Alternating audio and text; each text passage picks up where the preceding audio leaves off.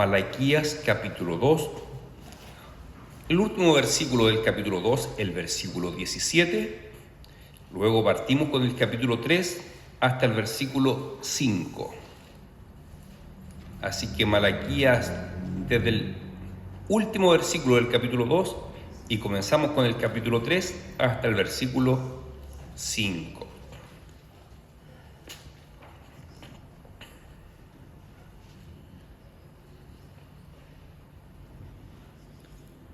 Dice así la palabra del Señor. Habéis hecho cansar a Jehová con vuestras palabras, y decís, ¿en qué le hemos cansado?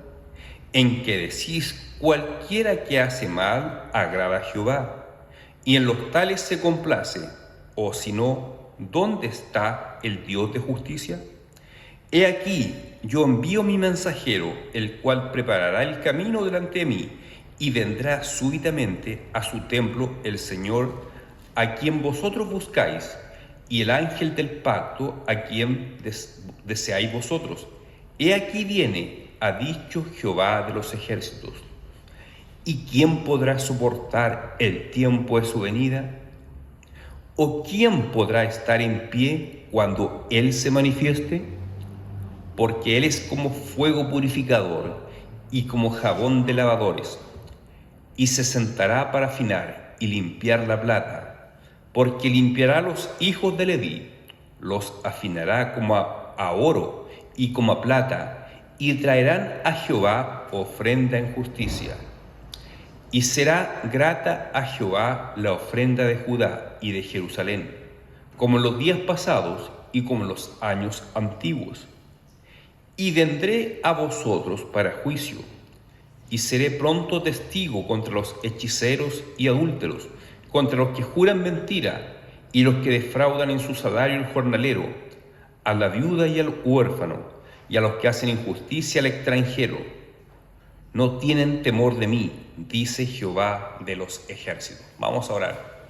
Señor nuestro, te damos muchas gracias, porque podemos estar acá reunidos en un lugar como este, calentito, sin frío, y todo eso es bendición tuya, Señor. Lo reconocemos. Y ahora nos postramos ante ti para pedir tu bendición en la exposición de tu palabra, para que tu palabra pueda hablar profundamente en nuestros corazones, para ser así edificados por ti. Te lo pido, Padre, en el nombre del Señor Jesucristo. Amén. Voy a partir con una anécdota que ocurrió hace muchos años, cuando yo tenía 8 años de edad.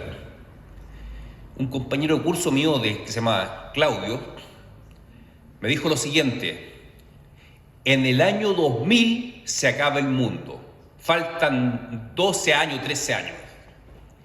Y yo quedé aterrado, sacando la cuenta, falta muy poco. Y él estaba convencido, no, si mis tíos me dijeron, todos saben que al año 2000 se acaba el mundo. Y yo creí. Y viví muy asustado por mucho tiempo. Llegué a la casa y le pregunté a un vecino, que era un poco mayor que yo. Le dije, ¿tú sabías que el mundo se va a acabar en el año 2000? Y digo, sí, si el año 2000 se acaba el mundo. Incluso, me dijo, hay quienes dicen que se puede acabar en 1999. Pero del 2000 no vamos a pasarme. Así que yo quedé más perplejo. A eso le sumamos que en aquellos años, bueno, yo vivía en una zona rural de Curicó, donde se veían 2 canales de televisión. Tal vez acá era algo similar, no lo sé. Se veía el canal 13 y el 7, que decíamos que es TVN. Y todas las tardes esos 2 canales daban películas, que generalmente eran películas de pistoleros, no sé si se acuerdan. El espacio película en TVN se llamaba Tardes de Cine. Y en el canal 13 se llamaba Cine en su casa. Y ese mismo día encendí la tele para ver Cine en su casa, canal 13. Y dieron una película que se llamaba El fin del mundo. Y yo vi la película, pero espantado, pensando, y todo eso que estoy viendo en esta película va a ocurrir en 12 años más. Estaba aterrado. Lamentablemente, hay personas cuando le hablan del fin del mundo o la venida de Cristo, quedan aterradas, como quedé yo cuando era niño. Pero no se justifica en el caso de los cristianos. aunque sean niños. Si el niño ha sido instruido por sus padres, sabe que no le puede tener miedo a esto, del fin del mundo, que el juicio final, la venida de Cristo. No, porque para el cristiano no es algo para aterrarse, es todo lo contrario. Para nosotros es algo glorioso, algo maravilloso. Y el texto de hoy algo habla de ese tema, de la segunda venida de Cristo. Si vamos a hacer la conexión con esto. Bueno, ustedes bien saben, llevamos un par de meses hablando de Malaquías y hemos dicho que el profeta Malaquías fue un instrumento de Dios para reprender al pueblo por la forma como estaba desarrollando el culto cristiano, el culto que nosotros desarrollamos acá cuando estamos el día domingo a partir de las 10:40, 10:45 o 11:45 de la mañana, es el culto que realizamos al Señor. El culto es un acto de adoración, de servicio para nuestro Dios. Pero Dios le dice a este pueblo, al pueblo de Israel, que no estaba agradado de su culto. Y les pone un montón de motivos que hemos visto a través de la serie de sermones. La semana pasada, en la porción que correspondía a la semana pasada, Dios se queja, dice, ustedes se han casado con hijas de un Dios extraño, como dice el versículo 11. Es decir, ustedes, hombres judíos, se han casado con hijas de gente que adora a otro Dios, a falsos dioses, y eso a Dios le desagradó. El casarse en yugo desigual desagrada a Dios y le dice, por este motivo yo no recibo este culto, no me gusta el culto que ustedes me realizan, porque han permitido eso en medio del pueblo. Y más, habían cosas peores todavía. Muchos hombres que se habían casado correctamente con mujeres judías estaban divorciándose de su esposa judía para casarse con mujeres paganas. Y eso Dios lo aborrece. Por lo tanto, dice, yo no quiero más este culto de personas que han hecho tal maldad. Esa es la exhortación que le da en el fragmento anterior de este profeta. ¿Y qué continúa acá diciéndole Dios al pueblo? Habéis hecho cansar a Jehová. Y después viene la pregunta, ¿en qué te hemos cansado? Recuerden que este libro está escrito de esa forma. Dios usa al profeta para exhortar al pueblo y el pueblo responde con una pregunta. ¿En qué te hemos cansado? ¿Por qué te hemos cansado? Bueno, cuando Dios dice que el pueblo lo ha cansado, no se refiere necesariamente al cansancio físico que uno experimenta, que todos experimentan cuando tienen una jornada laboral y llegan a su casa cansados, y quieren descansar, quieren sentarse, quieren comer. No está hablando de ese tipo de cansancio. Más bien se asemeja a otro tipo de cansancio. Por ejemplo, cuando una madre le dice al hijo, hace la cama cuando te levantas. Y el hijo no la hace. Y todos los días lo mismo. Hace tu cama y el hijo no le hace caso, no hace su cama. Llega el momento que la madre dice, me tienes cansado que no hagas la cama. Ya, ese tipo de cansancio, el que está experimentando Dios acá, es una sensación de fastidio. Es decir, este pueblo me ha fastidiado, este pueblo me tiene cansado. El culto de este pueblo me tiene fastidiado, yo no lo deseo, ustedes me tienen cansado. Dice Dios al pueblo. ¿Y cómo responde el pueblo? ¿En qué te hemos cansado? Como victimizándose. Una tendencia natural del ser humano siempre victimizarse. ¿Y yo qué he hecho? Yo no he hecho nada. Pero viene respuesta de parte de Dios. En que decís, cualquiera que hace mal agrada a Jehová y en los tales se complace. Si no, ¿dónde está el Dios de justicia? Lo que sucedía es que el pueblo estaba acusando a Dios de ser injusto. El pueblo decía así, hay gente que no teme a Dios, que no cree en Dios, hay gente que adora a falsos dioses, pueblos paganos, y yo veo que esos pueblos son bendecidos, son prosperados, y nosotros, que servimos al Dios verdadero, la pasamos mal, pasamos pobreza, calamidades, nos llegan plagas.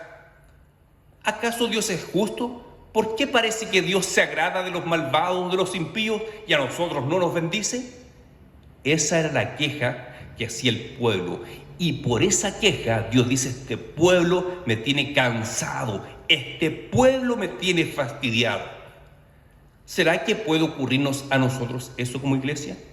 Que en nuestros corazones muchas veces anidamos ese pensamiento y decimos, tal persona o tal amigo mío que es ateo, ni cree en Dios, y le va bien en todo. Y yo que soy hijo de Dios me va mal en mis negocios, me va mal en mis relaciones amorosas. ¿Por qué Dios a mí no me bendice y a otros que no creen en Él, a otros que desprecian el Evangelio, que se burlan del Evangelio, parece que les va tan bien?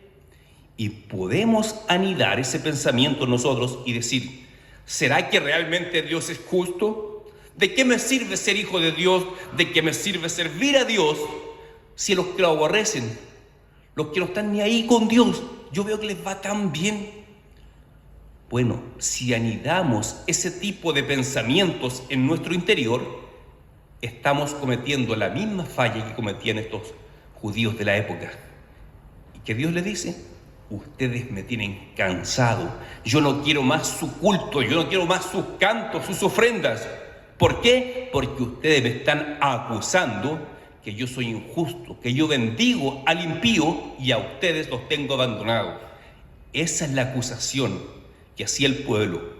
Cuidémonos de iglesia de no hacer ese tipo de acusación contra Dios. Y si en algún momento ha pasado ese tipo de pensamientos por nuestra mente, arrepintámonos, pidámosle perdón al Señor. Porque, ¿sabes? La bendición física, material, económica, no es garantía del amor de Dios. El sello del amor de Dios por nosotros es evidente. Romanos 5:8 lo dice: Dios manifiesta su amor por nosotros en que, siendo nosotros pecadores, Cristo murió por nosotros. Hermano, el que una persona sea bendecida económica no es garantía que el amor de Dios está sobre esa persona. El que una persona sea exitosa profesionalmente no significa que Dios está amando a esa persona. Y aunque tú no seas tan exitoso, aunque en tu propia opinión tú tal vez te consideres un fracasado, eso no significa que Dios no te ame. ¿Cómo tú puedes tener seguridad que Dios te ama? Porque tú, siendo pecador, Cristo murió por ti y te dio vida eterna y te salvó de la condenación eterna en el infierno. Así Dios manifiesta su amor por su pueblo. Así que tú, pues, si cuestionas a Dios diciendo Dios bendice a otros y a mí no, estás cometiendo la misma falla que este pueblo. Pero podemos arrepentirnos y cambiar nuestra mentalidad al respecto. Y si alguien cuestiona a Dios de esa forma, significa que esa persona no ha comprendido plenamente el Evangelio, no ha comprendido plenamente que el amor de Dios vino a nosotros como un acto de la gracia de Dios, no por merecimiento personal. Y no hay nada más grande que Dios nos pueda dar que la salvación. Así que si tú valoras lo que Dios ha hecho por ti y comprendes lo que es el Evangelio, que tú no te merecías nada de eso y que Dios por su gracia te salvó, entonces tú nunca vas a cuestionar a Dios diciéndole: tú eres injusto, tú bendices a otros que ni creen en ti, que se burlan de ti, tú los bendices y a mí no me bendices. Cuando comprendes el Evangelio, no vas a dudar del amor de Dios y vas a poder decir como Pablo en Romanos 8, en lo que leímos en la lectura alternada: ¿quién nos separará del amor de Dios? Ni lo alto, ni lo profundo, ni cosas por venir, ni ángeles, ni demonio, absolutamente nada nos separa del amor de Dios. Por lo tanto, un cristiano que comprende bien el Evangelio jamás acusará a Dios de ser injusto. Y este tipo de pensamiento es lo que hizo que Dios dijese: ustedes me tienen cansado, ya no quiero más con ustedes. Ustedes me dicen que yo soy injusto, que no los bendigo. Bueno, Dios sí nos bendice. Es más, Dios sí te puede bendecir económicamente. Claro que lo puede hacer, pero eso no es garantía del amor de Dios. La mayor garantía del amor de Dios es que su Hijo Jesucristo murió por ti para pagar por tus pecados. Y avanzamos. Ahora parte el capítulo 3. En el versículo 1 comienza Dios a decirle: yo les daré una respuesta a este pueblo por el cuestionamiento que me están realizando, que dicen que yo soy injusto. Vean lo que yo voy a hacer, dice. Lo que le está diciendo que Él mismo vendrá, les visitará y estará entre ellos. Dice: He aquí yo envío mi mensajero, el cual preparará el camino delante de mí. Dios iba a enviar un mensajero que le prepararía el camino delante de mí. ¿Quién era ese mensajero que prepararía el camino del Señor? Sabemos nosotros que tenemos la revelación de la palabra de Dios completa, Antiguo y Nuevo Testamento, que ese hombre era Juan el Bautista, quien vino a preparar el camino del Señor Jesucristo antes de su venida. El Señor vino, y ojo, aquí está hablando Dios en primera persona, dice, Él preparará el camino delante de mí.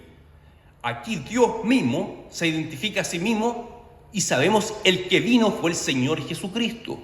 Por lo tanto, en este texto reforzamos la divinidad de nuestro Señor Jesucristo, que nuestro Señor Jesucristo es Dios el Hijo, quien tomó forma humana y habitó entre nosotros.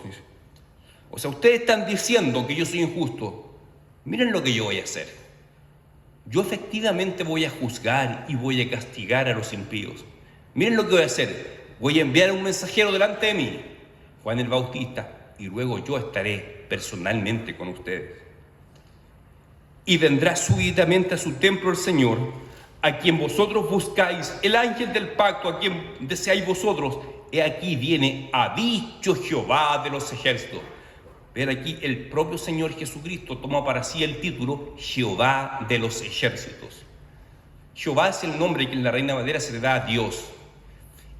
En ocasiones es Dios el Padre el que habla y toma el nombre Jehová. En otras partes del Antiguo Testamento es el Hijo, como en este caso el Hijo Jesucristo toma para sí mismo el título Jehová de los ejércitos. De tal forma que decir que Jesús es Jehová es correcto. Nuestra doctrina trinitaria sí lo permite. Y vino el Señor 400 años después que se dio esta profecía por medio de Malaquías.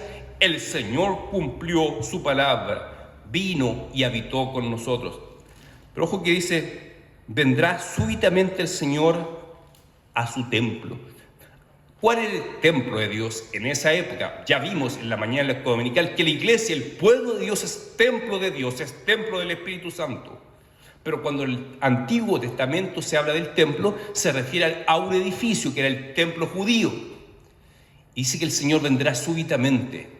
Y vemos en los evangelios, particularmente en el evangelio de Lucas, en los primeros capítulos, cómo el Señor Jesucristo vino al templo y se cumplió esa profecía. Cuando Jesús cumplió 8 días, sus padres lo llevaron al templo para ser circuncidado y presentarlo ante los sacerdotes. Y habían 2 ancianos en el templo, Simeón y Ana, la profetisa, que Dios ya le había revelado que verían la salvación, sus ojos verían al Salvador. Por lo tanto, tanto Simeón como Ana, cuando vieron al niño Jesús y lo tomaron en sus brazos, se llenaron de gozo y dijeron, gracias Señor, porque mis ojos han visto la salvación. Este niño será la luz de Israel y de todas las naciones. Ahí fue cuando el Señor llegó al templo. Por primera vez, el Señor Jesús después muchas veces fue al templo, pero por primera vez llegó al templo cuando tenía 8 días de vida. Ahí se cumplió la profecía de Malaquías. Lo más probable es que los hermanos del tiempo del Antiguo Testamento escuchaban estas profecías, no lograron entender que habrían 2 venidas del Mesías. La primera y la segunda. La primera ya se cumplió, la segunda todavía la estamos esperando. Pero ¿qué es lo que hizo Jesús en su primera venida? Anunció el reino de Dios, vivió una vida en perfecta obediencia, una vida justa, y llevó a cabo la obra de redención, la salvación. Tomó nuestros pecados en la cruz, murió por nosotros, resucitó al tercer día y ascendió al cielo. Y todo aquel que cree este mensaje es salvo, tiene vida eterna. Todo eso es respecto de la primera venida del Señor Jesucristo. Pero acá hace un relato más impactante, dice, ¿y quién podrá soportar el tiempo de su venida? Le está diciendo Dios al pueblo, ustedes dicen que Dios es injusto, ¿por qué no castigo al impío ni los bendigo a ustedes? Pero cuando yo venga, ¿quién podrá soportar mi venida? Ahí Está haciendo alusión a los efectos de su segunda venida.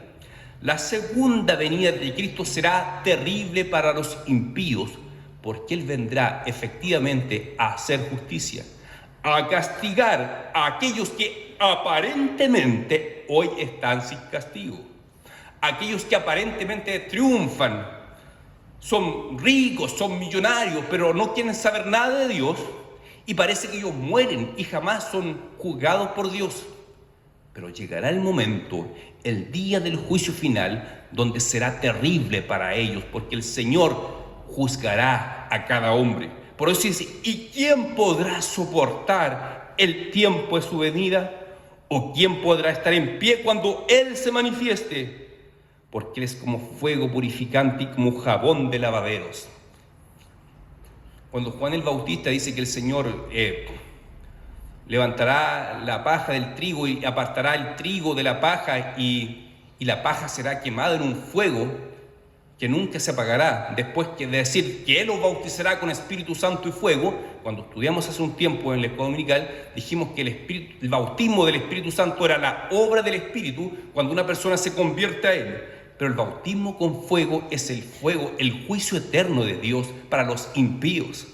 Así que son conceptos bien separados unos de otros y muy distantes. Bautismo con fuego y bautismo con Espíritu Santo. El fuego va asociado a la condenación, al infierno, a la condenación eterna. Y eso va a hacer el Señor cuando venga en su segunda venida. A los impíos le dará lo que se merece. A los que se burlaron del Evangelio, a los que le dieron las espaldas a Cristo, será terrible para ellos aquel día. Por eso Él dice, ¿quién podrá estar en pie cuando yo me manifieste? Pero pregunta, ¿y qué hay de los cristianos? Los que han recibido a Cristo como su Señor, ¿será así de terrible? ¿Será que nosotros tendremos que arrancarnos, escondernos de la presencia de Cristo cuando Él venga? Por supuesto que no. Sí, pero el Señor viene a juzgarnos a todos. Y yo he pecado. Por supuesto que sí, nosotros también pecamos. Pero recuerda lo que dice Romanos 8:1. Ninguna condenación hay para los que están en Cristo Jesús. Yo sé que todos nosotros pecamos, pero aún así no tenemos que esperar la segunda venida de Cristo con miedo, con terror, porque ninguna condenación hay para nosotros. ¿Nuestros pecados nos condenaban? Sí, pero Cristo ya pagó por nuestros pecados en la cruz. Así que gracias a la obra de Cristo en su primera venida, es que nosotros podemos esperar con esperanza y con regocijo la manifestación gloriosa de nuestro Señor en su segunda venida. Ahora Él es como fuego purificador, sí, como fuego purificador al momento de castigar a los impíos, pero también el Señor nos purifica a nosotros en esta vida, en nuestra vida cristiana. Él también nos purifica y nos lava. ¿Cómo Dios nos purifica a nosotros? ¿Cómo Dios te purifica a ti, hermano? Bueno, generalmente Dios trata con nosotros por medio de las pruebas. Cuando tú estás pasando una crisis severa, tú buscas más a Dios. Te arrepientes de tus pecados, confiesas tu pecado al Señor, buscas a Dios, oras más, clamas a Dios, tal vez hasta ayunas al Señor. Así que Dios utiliza las pruebas para purificar a su pueblo. Él nos habla y nos lava por medio de su palabra, sí, pero también muchas veces Dios utiliza las pruebas de la vida, las aflicciones. O dime que no es así, cuando tú tienes problemas con tus hijos, que tus hijos se alejan del Señor, tal vez alguien tenga un hijo en las drogas, y si tú eres cristiano, tú te vas a afligir y vas a clamar al Señor por tu hijo. Y mientras más clamas a Dios, mientras más buscas a Dios, más estrechas tu relación con el Señor. Y en ese proceso el Señor te santifica más, te purifica más. Así que hasta las pruebas más terribles tienen propósito, nos purifican delante de Dios.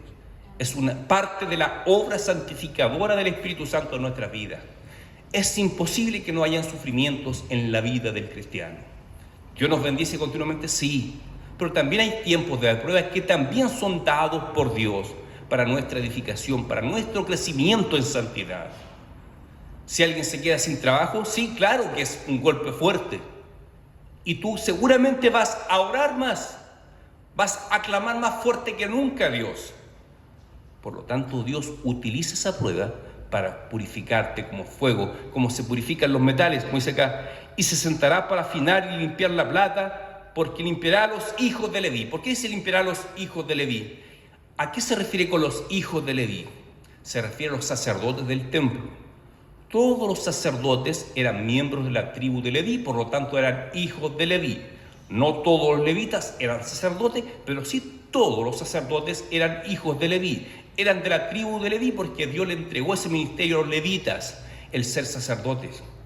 Así que él habla especialmente que va a purificar a los hijos de Leví, lo cual perfectamente lo aplicamos a nuestra época, que Dios trata con los líderes de la iglesia. Cuando Dios quiere hacer algo con una iglesia, revertir una situación especial en la iglesia, si una iglesia está apagada y Dios quiere avivarla, Dios trata primeramente con el liderazgo de esa iglesia.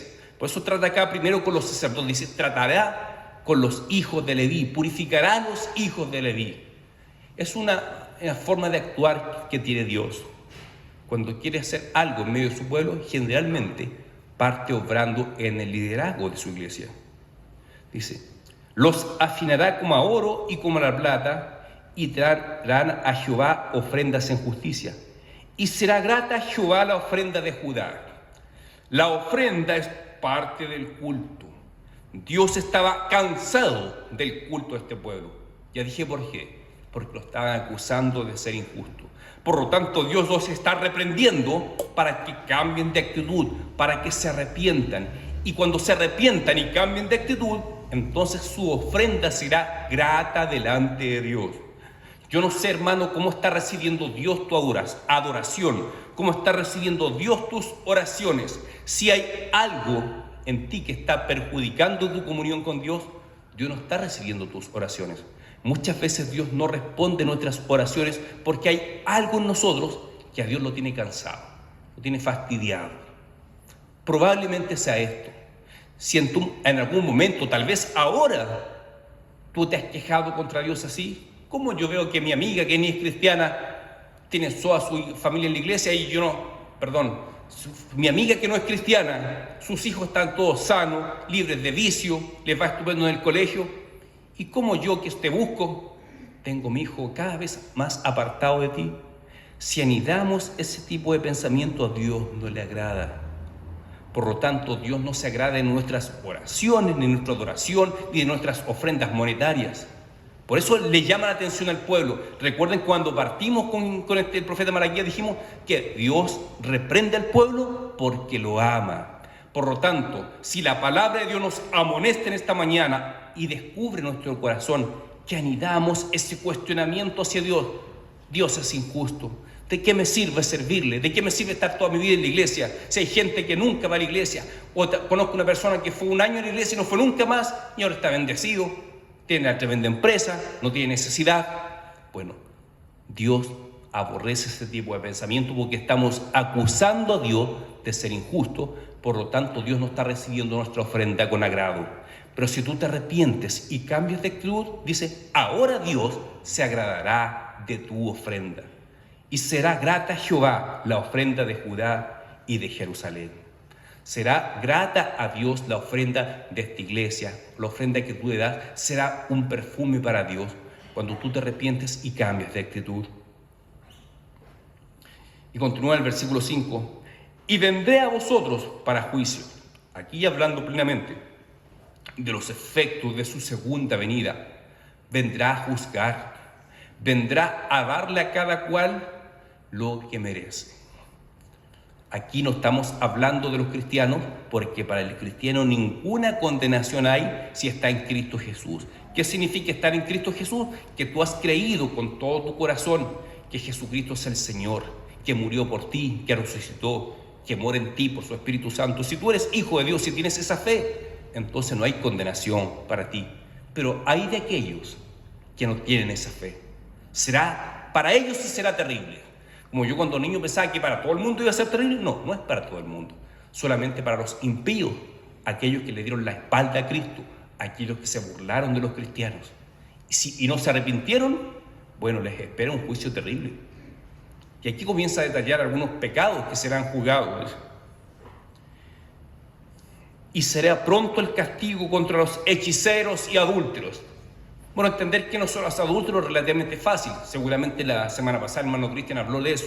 Adulterar significa cuando el esposo traiciona a la esposa o la esposa traiciona al esposo. Eso es un adúltero. Serán juzgados los adúlteros. Y también dice serán juzgados los hechiceros. ¿Quiénes son los hechiceros? Son personas que practican otro tipo de espiritualidad, religiones falsas. Toda religión que no esté anclada en las Escrituras es una religión falsa. Hay personas que, por ejemplo, siguen cierta espiritualidad ocultista. Por ejemplo, las personas que leen el tarot, ellos son parte de la hechicería. Eso es hechicería. Es buscar la ayuda de un falso Dios, de demonios, de Satanás. Así que Dios juzgará a los hechiceros. Incluso cosas que parecen más inocentes. Por ejemplo, este tema de leer el horóscopo, los signos del zodiaco, eso también es parte de la hechicería. Dios aborrece eso. De hecho, lo dice a través del profeta Isaías: yo aborrezco, estoy contra aquellos agoreros que ven los astros y tratan de adivinar el futuro mirando los astros. Eso es lo mismo que hacen la gente que es el zodiaco. Eso es aborrecido por Dios. Eso es hechicería. Y Dios lo aborrece. Dice: castigaré a los hechiceros y adúlteros, contra los que juran mentira, contra los mentirosos, los que defraudan en su salario el jornalero, a la viuda, al huérfano, a los que hacen injusticia al extranjero. Es decir, aquellos que se aprovechan de personas más inocentes en el pago de su salario, también serán juzgados por Dios. Hace algunos años, como 6, 7 años, vi un reportaje, me acuerdo en la tele, donde Santiago, en San Bernardo, la PDI descubrió que en una bodega habían como 50 extranjeros de un país que no habla español. Por lo tanto, era más fácil engañarlo. Y la persona que los trajo de su país los tenía trabajando como esclavos y les pagaba un sueldo de 80,000 pesos cada uno.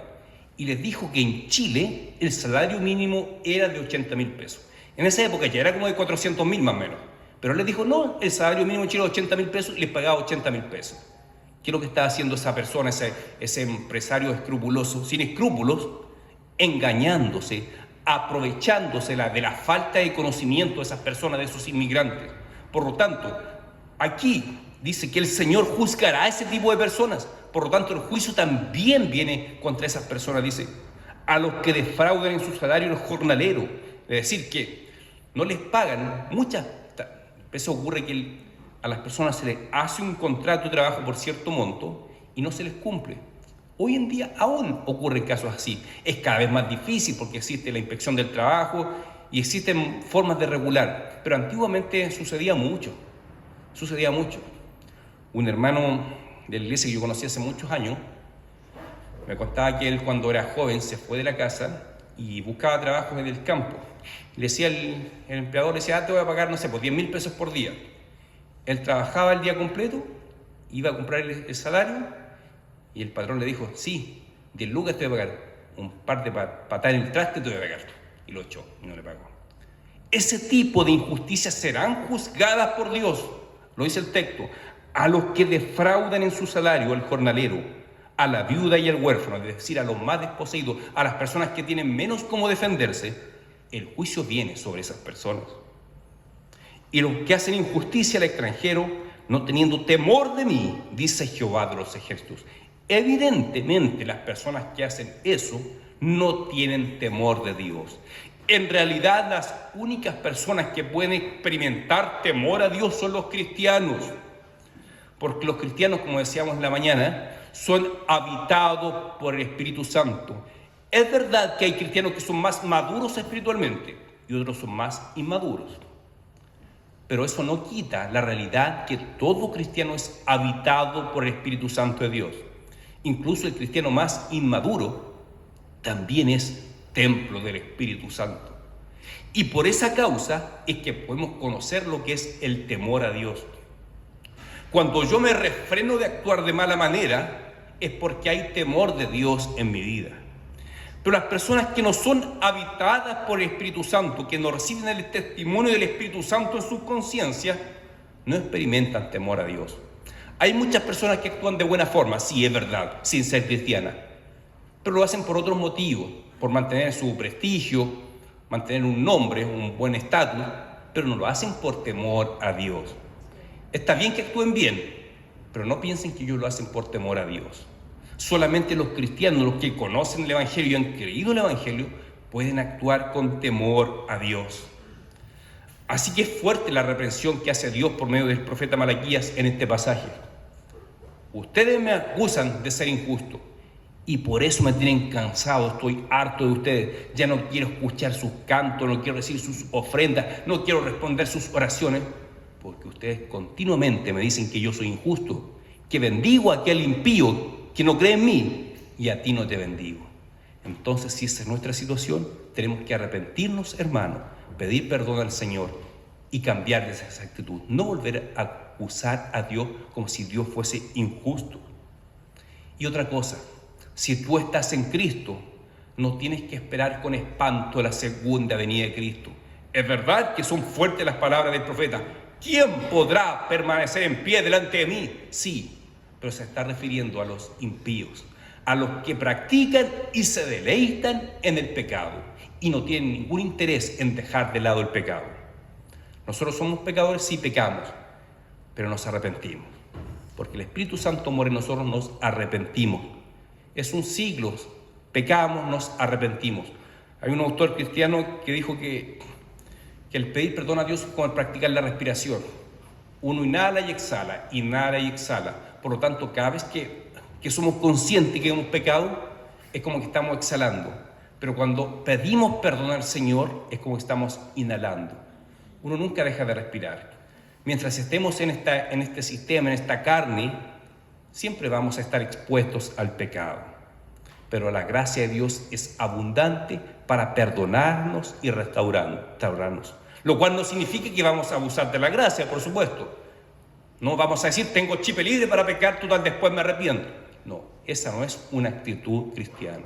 La actitud del cristiano que tiene temor a Dios es, por temor a Dios me voy a alejar del pecado. Es más, es un anhelo del corazón del cristiano alejarse del pecado. Así que si estás en Cristo, espera la segunda venida de Cristo con toda tranquilidad, con regocijo, porque no sé, lo que nos espera es maravillosamente bueno para los hijos de Dios. Terrible, espantoso para los que no tienen a Cristo en su vida, pero para el pueblo de Dios es algo maravilloso. Por lo tanto, espera la segunda venida de Cristo sin temor, sino que espera con paciencia, sabiendo que viene algo extraordinariamente bueno para nosotros que ni siquiera alcanzamos a dimensionar cómo será. Y recuerda, si tú has acusado a Dios de ser injusto, arrepiéntete y deja de acusar, porque Dios ha demostrado su amor por ti, porque Cristo dio su vida por ti cuando tú aún eras un vil pecador. Que Dios te bendiga, estimado hermano. Te invito a orar.